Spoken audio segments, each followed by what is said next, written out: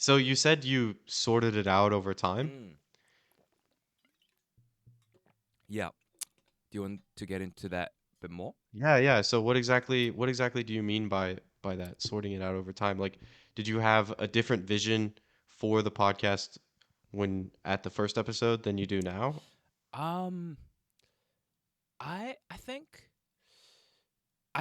the core of it stayed the same, but I don't know how much credit I can take from that because the main idea of it, I just made it as flexible as possible. So as you know, like it's called Everything Goes, and that name. Well, I wanted to name it Anything Goes, but there is a Mhm. already popular podcast called Anything Goes, which is one of my favorite podcasts by one of my favorite celebrities, Emma Chamberlain. So I couldn't, copy it off that, and I wasn't about to compete with that, So I named it Everything Goes. But one of the reasons was, I think one of my heavy influences was Joe Rogan, and he's got like all these guests from comedian, there's mixed martial arts people, politicians, physicists, farmers, and all. You think of a subject, he's had a guest from that, and I really liked that, and it really interested me how um someone who's not educated in or formally educated in physics um or like agriculture can have people on and have 2 3 hour conversations where, as far as I can tell, they both enjoyed and they both engaged in. um and Mhm. I found myself listening to, basically scrolling through and then just clicking on random as name in a topic that I've previously had never cared about. um and that I thought was super cool and super powerful and really interesting. And sound, I mean, but baseline, it just looked really fun. It just looked really fun. Yeah. So I think I started with that. Okay. Let me make it flexible, in a way such that I can have any guest on, and that's not outside my niche or something. Um. Mhm. So, and that was kind of scary. I think upsides and downsides with everything. Upside, you can have anyone on and it's within your niche. Downside,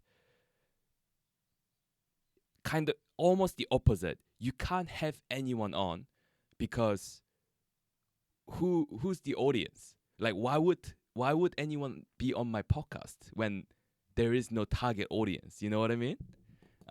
So it's Mhm. it's one of those things. My target audience is everyone, and because of that, there's no one kind of thing. Um, so I started with my close circle of friends. So if you see like my first 10 episodes or whatever, those people I hang out with, like those people are the ones that I hang out with, like that I would have hung out with today if I if I didn't Mhm. test positive kind of thing.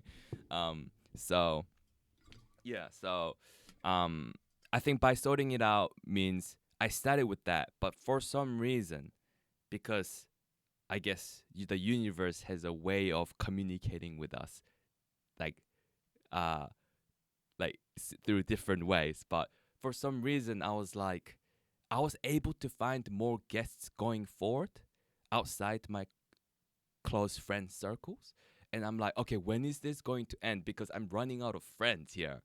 But I've been thinking that since like episode 7, and now we're at I Mhm. think last a couple of weeks ago I released episode 27 or something. Um, so it somehow worked out, and I think I got super lucky as well. But Mhm. yeah, but I think uh it just got, maybe I didn't sort it out, but it just got sorted it out somehow. Yeah. A comment I'll make on your thoughts about having a target audience. Um, my philosophy with that is why don't I just do podcast episodes with things that I myself am interested in Mm. and that I like and talk to people that I would talk to anyways. Yeah. And then those will be the episodes so that like I will in a sense create my own niche. Mm. Like if you look at Rogan, that's exactly what he did, right? So he's got the MMA, he's got hunting, he's got all these scientists, he's got crazy batshit conspiracy Yeah. theories. Like he just put on what like he just genuinely was interested in what the other person had to say and over time created his own kind of fan base of people that enjoy what he enjoys. Um because he kind of didn't stray from what he genuinely liked and what he genuinely enjoyed. Um, that's my take on podcasts in general. And then something that I myself do that really helps is just like if I see someone that's cool on the internet, Mm. or if I am watching a podcast or listening to a podcast that I there's some kind of cool subject material, then I just put a little note in my head. I'm like, okay, I gotta ask this person on to the show one Yeah. day. So it's like I'm finding the stuff that's cool, and then instead of just being like, oh yeah, that's kind of cool, and then maybe writing it down, looking at it later, I'm like, I want to talk to that person. Like let me find a way to talk to them, and sometimes you gotta treat it like you're talking to a bunch of girls or just someone of the opposite sex or whoever you're attracted to. Like, I don't know, if you go out and you're trying to pick someone up, you're gonna have a lot of rejections and you're gonna fall flat on your face a few times and you're gonna have a few times where it goes pretty well and you thought it could have gone better. And then there's gonna be that one or two or three times where it just goes great For sure. and you have a great impression and they want to come on your show. Um, so yeah, that's my take on all of that stuff. Yeah. And I think go ahead, go ahead. Oh, no, no, no. There's um yeah, there are a lot of angles that you made me think of. Uh but yeah, no, I definitely vibe with that. Yeah, I that kind of tied in perfectly with another question I had. I was gonna ask, what do you look for in a guest? And it seems like you're looking for just like anything, like everything goes with Pascal as the name, right? Is that true? That's true. That's true. Yeah. So I think the main thing I look for in a guest is do I want to talk to them?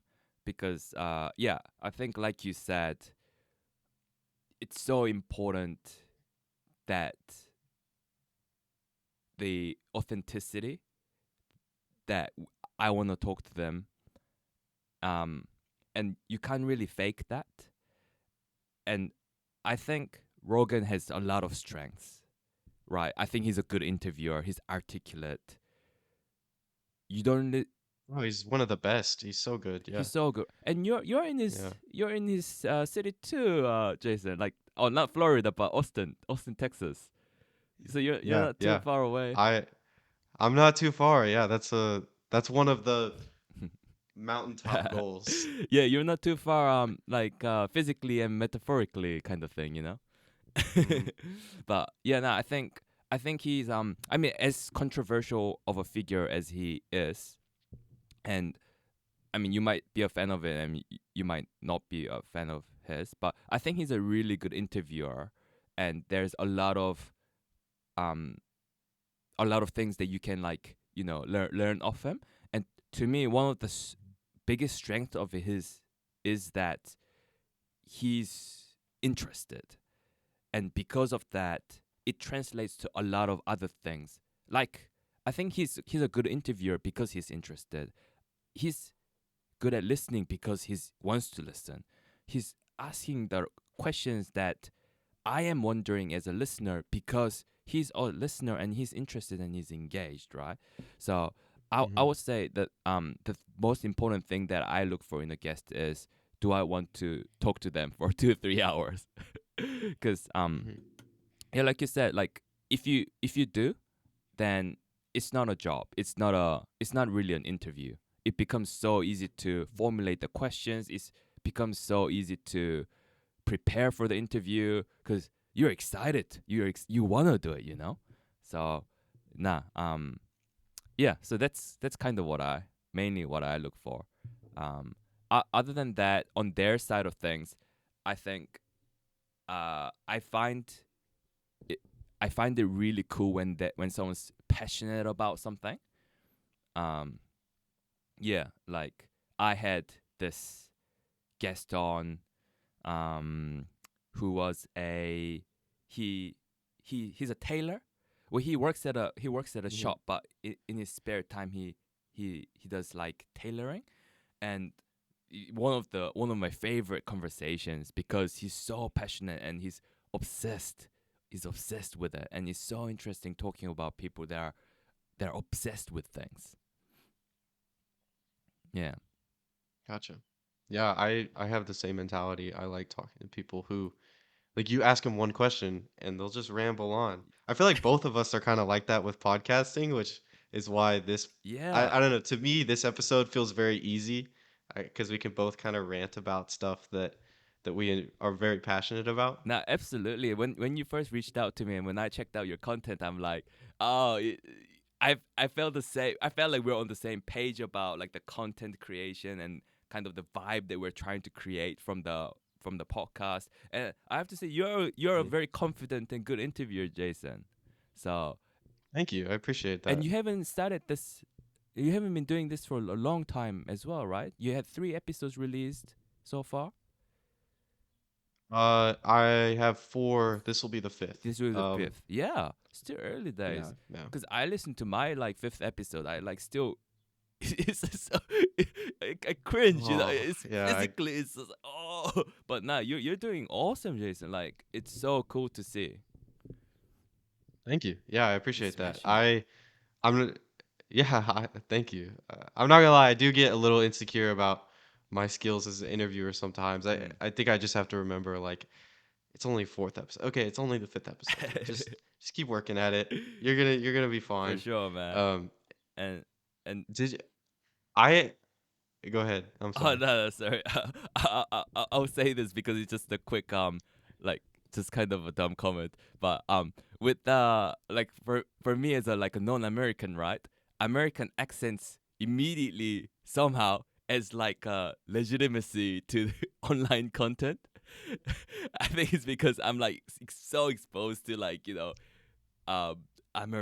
see like content creators and often they're from America, so or the US. So yeah, nah, like I think hearing the accent immediately is like, oh shit, like it's legit. Hmm. Hmm. Yeah, I get Yeah, that. yeah, I yeah. get that. That's what you're gonna say. So, talk to yeah, talk to me a little bit about Mm. how you prepare for guests on your show. How much research do you True. do? All of that Yeah, stuff. yeah. I would love to hear your side of the story too. But Sure. for me, what I do is so say I have someone on, then I make a Google Doc, and I create like 3 to 4 sections. Say like or maybe like having an example would be easier. So last time I had a Twitch streamer on, um yeah, ex Grizzly, or Grizz. Yeah, I had Grizz on, and for that one I made like different sections. Obvious one is like Twitch streaming, right? I want to talk to him about that, and I know he used to do YouTube as well, so I wanted to talk about YouTube, and I know he's big on like uh kind of the work life balance kind of thing. I want to talk to him about that, and he's just started making. He kind of branched off the Twitch streaming, and he started making like comedy skits, and and that's kind of another section I wanted to talk about.